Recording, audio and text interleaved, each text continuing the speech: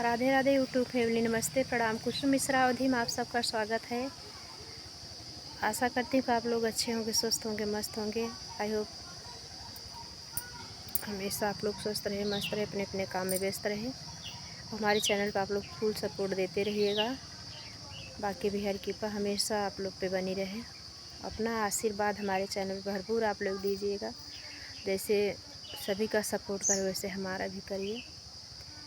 और ज़्यादा से ज़्यादा आप लोग अच्छा लगे तो शेयर करें, सब्सक्राइब करें। देर न करते हुए बहुत प्यारी कजरी सुनाने चल रहे हैं।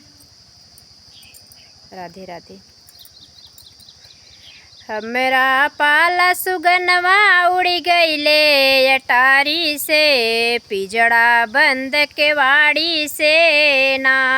हमरा पाला सुगनवा उड़ी गईले अटारी से, पिजड़ा बंद के वाड़ी से ना।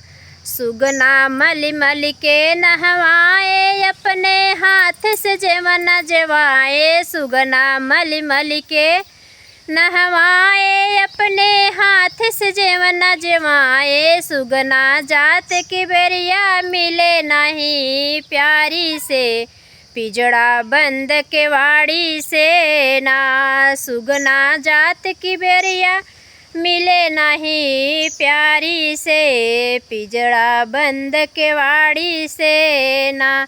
हमरा पाला सुगनवा उड़ी गईले अटारी से, पिजड़ा बंद के वाड़ी से ना। हमरा पाला सुगनवा उड़ गईले अटारी से, पिजड़ा बंद के वाड़ी से ना। सुगना मल मल के नहवाए, अपने हाथ से गेड़ुआ घोटाए। सुगना मल मल के नहवाए, अपने हाथ से गेड़ुआ घोटाए। सुगना जात की बेरिया मिले नहीं प्यारी से, पिजड़ा बंद के वाड़ी से ना। सुगना जात की बेरिया मिले नहीं प्यारी से, पिजड़ा बंद के वाड़ी से ना।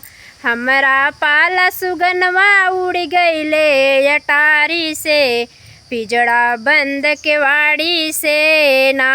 हमरा पाला सुगनवा उड़ गईले अटारी से, पिजड़ा बंद के वाड़ी से ना।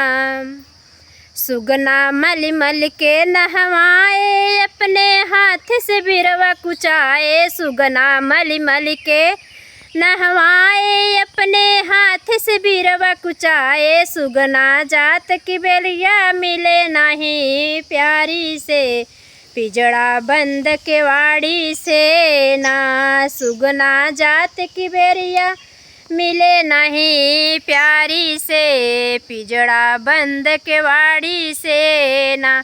हमरा पाला सुगनवा उड़ गईले अटारी से, पिजड़ा बंद के वाड़ी से ना।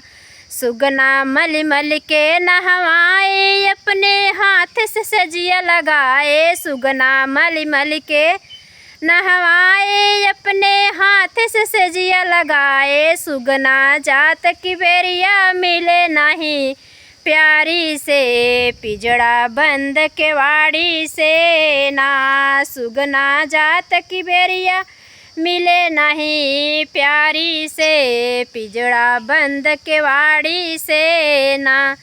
हमरा पाला सुगनवा उड़ गईले अटारी से, पिजड़ा बंद के वाड़ी से ना। हमरा पाला सुगनवा उड़ गईले अटारी से, पिजड़ा बंद के वाड़ी से ना। राधे राधे। ऐसे प्यारे प्यारे लेटेस्ट वीडियो के साथ फिर मिलते हैं। तब तक ले राधे राधे।